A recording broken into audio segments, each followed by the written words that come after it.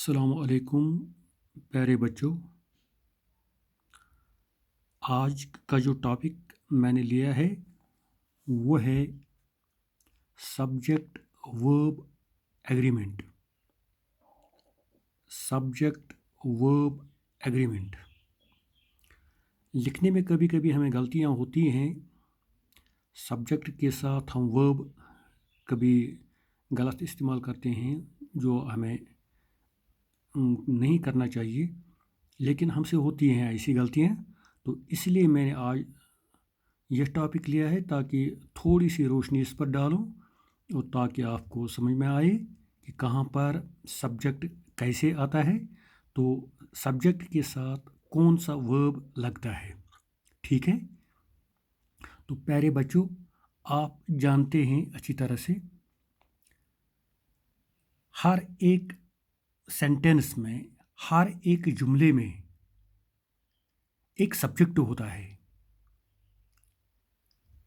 एक वर्ब होता है। ठीक, मैं लिखूंगा यहाँ पर अंग्रेजी में, आप भी लिखिए। आप इसको लिख सकते हैं अपनी नोटबुक पर। Every sentence, every sentence has a subject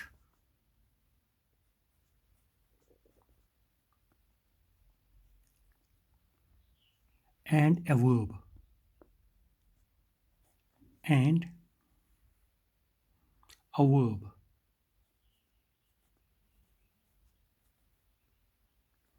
यानी हर एक जुमले में एक सब्जेक्ट फाइल होता है और एक वर्ब फैल होता है। ठीक है, every sentence has a subject and a verb. ये सब्जेक्ट कभी नाउन भी होता है तो कभी ये प्रोनाउन भी होता है। मैंने आपको एक लेसन में दिया है, जो प्रीवियस लेसन हमने ऑफलाइन में दिए, तो वहाँ पर मैंने नाउन, प्रोनाउन, ऐसे एडजेक्टिव, वर्ब, एडवर्ब वगैरह उनके बारे में तफसील से बात की है, तो आपने याद रखा होगा वो ज़रूर। तो प्यारे बच्चों, यहाँ पर जो मैं लिखने जा रहा हूँ, every sentence has a subject and a verb। The subject can be a noun or a pronoun। चलिए मैं ये भी लिखता हूँ ताकि आप अपनी नोटबुक पर लिखिए और इसको समझ लीजिए घर में बैठ के। The subject can be a noun। The subject can be a noun or a pronoun or a pronoun।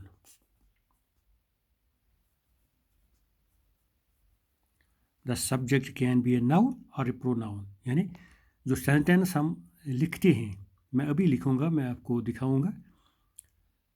जो सेंटेंस हम बनाते हैं इसमें एक सब्जेक्ट होता है और एक वर्ब आता है। तो ये सब्जेक्ट जो है ये कभी नाउन भी हो सकता है तो कभी ये प्रोनाउन की शक्ल में भी हमारे सामने आता है। ठीक है सर। तो प्यारे बच्चों, यहाँ पर मैं आपको दोहराना चाहता हूँ, जो मैं लिखूंगा यहाँ पर, the verb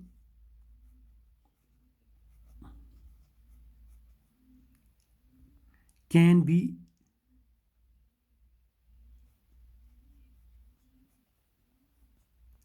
a man verb। The verb can be a man verb or a helping verb or a helping verb or a helping verb।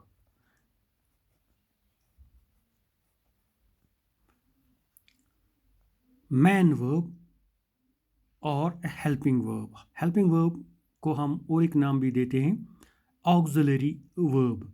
Auxiliary verb. तो यहाँ पर मैंने हेल्पिंग वर्ब लिखा, आपको समझाने के लिए आसान है, बिल्कुल समझने में कोई दिक्कत नहीं होगी इसमें। तो the verb can be a main verb और ए हेल्पिंग वर्ब। तो सेंटेंस में कभी मैन वर्ब आता है तो कभी हेल्पिंग वर्ब आता है, तो कभी दोनों भी आते हैं, कभी इसमें दोनों भी आते हैं। हम यहाँ पर एक सेंटेंस लिखेंगे।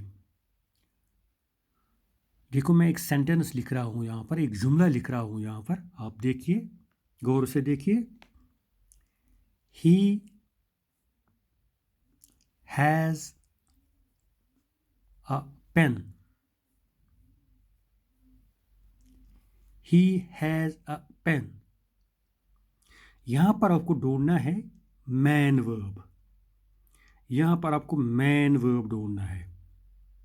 मैन वर्ब तो मैंने लिखा है, the verb can be a main verb और हेल्पिंग वर्ब। देखो मैन वर्ब यहाँ पर हैज़ बन गया।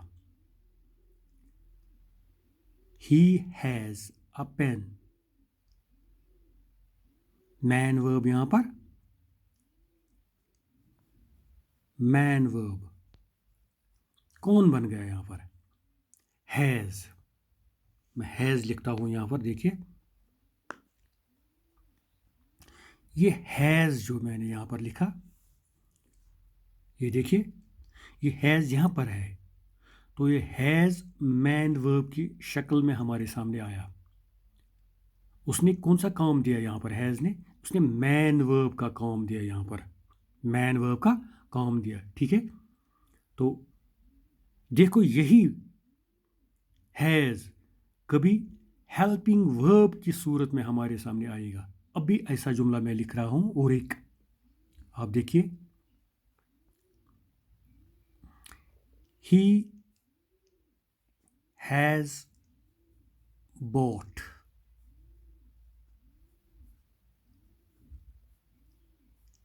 He has bought a pen। He has bought a pen। यहाँ पर मैंने हैज़ लिखा, लेकिन हैज़ यहाँ पर हेल्पिंग वर्ब की सूरत में हमारे सामने आ गया। तो हैज़ यहाँ पर एक्ट कर रहा है एज हेल्पिंग वर्ब। तो मैन वर्ब कौन है फिर यहाँ पर? बॉट। ठीक है, bought main verb, bought main verb,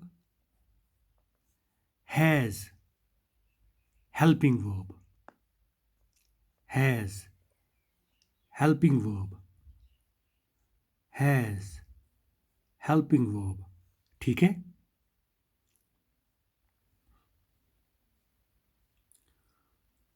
तो प्यारे बच्चों, मैं और एक जुमला लिख रहा हूं यहां पर।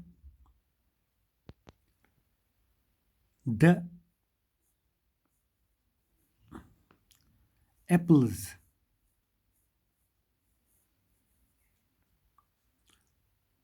are fresh।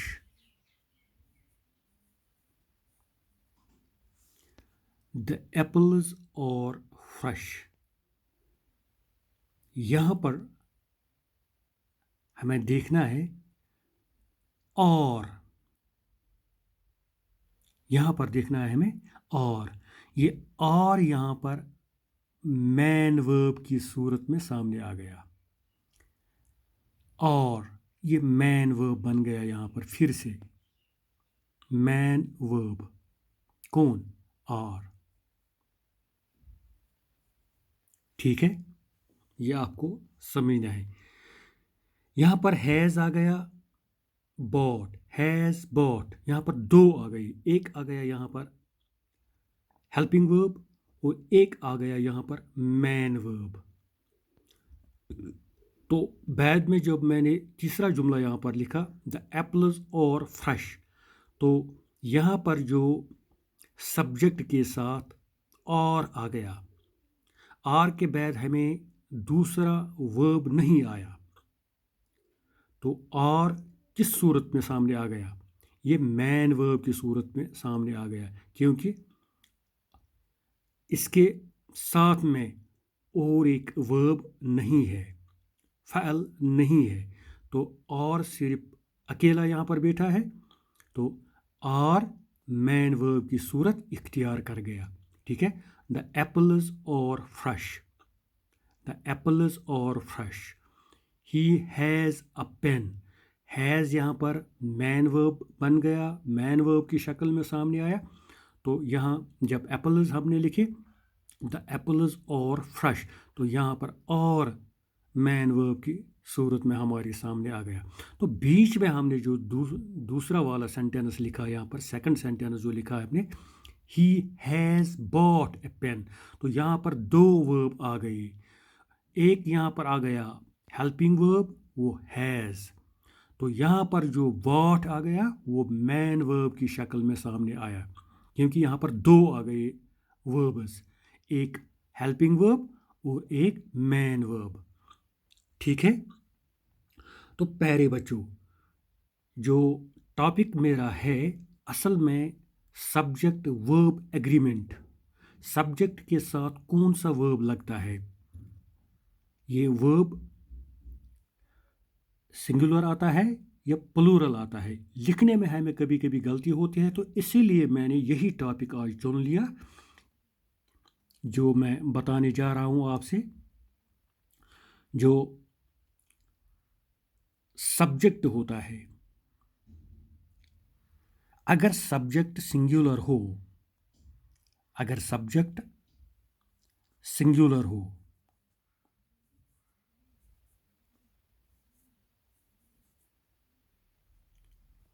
तो वर्ब सिंगुलर आता है, तो वर्ब सिंगुलर आता है।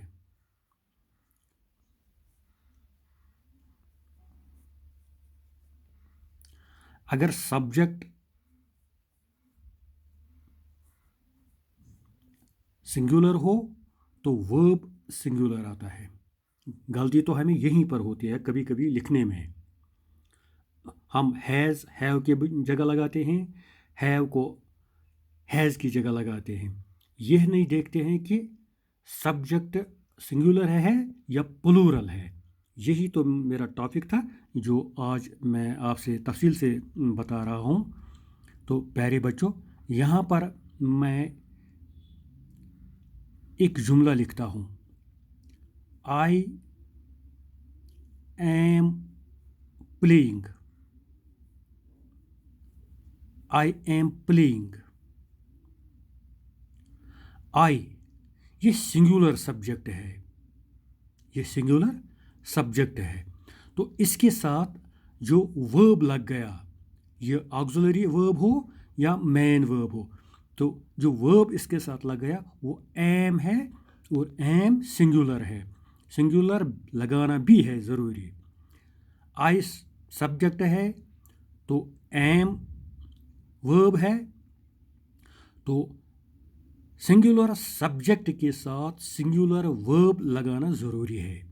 ठीक है, असल में सब्जेक्ट, ये जो टॉपिक है वो यही है मेरा, subject verb agreement, subject verb agreement. ठीक है, तो प्यारे बच्चों, दूसरा जुमला मैं यहाँ पर लिखता हूँ, यू और प्लेइंग,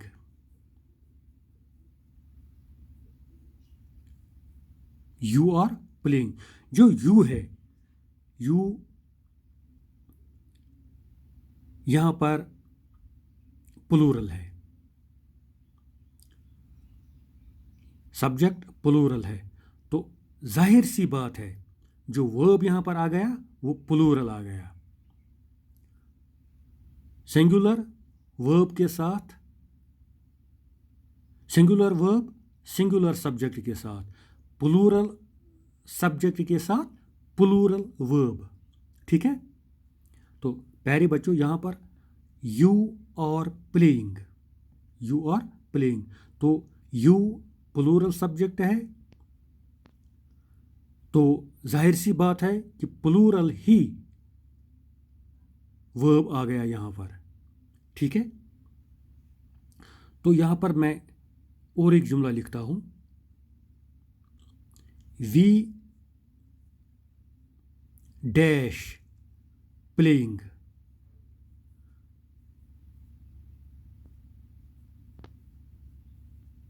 थोड़ी सी जानकारी देनी है आपको, मैंने यहाँ पर ब्लैंक कर दिया। तो आप ज़रा बताइए प्यारे बच्चों, थोड़ा सा दिमाग लगाइए, अपने दिमाग पर थोड़ा सा ज़ोर लगाइए। यहाँ पर एक क्लू देता हूँ मैं आपको। देखो, मैंने यहाँ पर सब्जेक्ट लिखा वी, यहाँ पर मैंने सब्जेक्ट लिखा सिंगुलर। तो जाहिर सी बात है सिंगुलर सब्जेक्ट के साथ सिंगुलर वर्ब आ गया, ठीक। यहाँ पर सब्जेक्ट मैंने लिखा वी, तो सब्जेक्ट प्लूरल बन गया। तो आप बताइए यहाँ पर मैं सिंगुलर वर्ब लगाऊंगा या प्लूरल वर्ब, बताइए क्या करना है मुझे। गुड, यहाँ पर मुझे वर्ब जो लगाना है वो प्लूरल लगाना है, क्योंकि यहाँ पर सब्जेक्ट प्लूरल है। सिंगुलर सब्जेक्ट के साथ सिंगुलर वर्ब, प्लूरल सब्जेक्ट के साथ प्लूरल वर्ब। यही मेरा टॉपिक था आज। तो प्यारे बच्चों, यहाँ पर मैं लिख रहा हूँ वी और प्लेइंग, वी और प्लेइंग। वी इज नहीं आएगा, यू इज नहीं आएगा, आई आर नहीं आएगा, क्योंकि अदल बदल नहीं करना है इसमें एक चीज़ का ख्याल रखना है जो मैंने आपको समझाया। सिंगुलर सब्जेक्ट जब होगा तो सिंगुलर वर्ब इस्तेमाल कीजिए, प्लूरल सब्जेक्ट जब होगा तो प्लूरल वर्ब इस्तेमाल कीजिए, ठीक है। और एक जुमला मैं यहाँ लिख रहा हूँ आपके लिए, प्यारे बच्चों देखिए, दे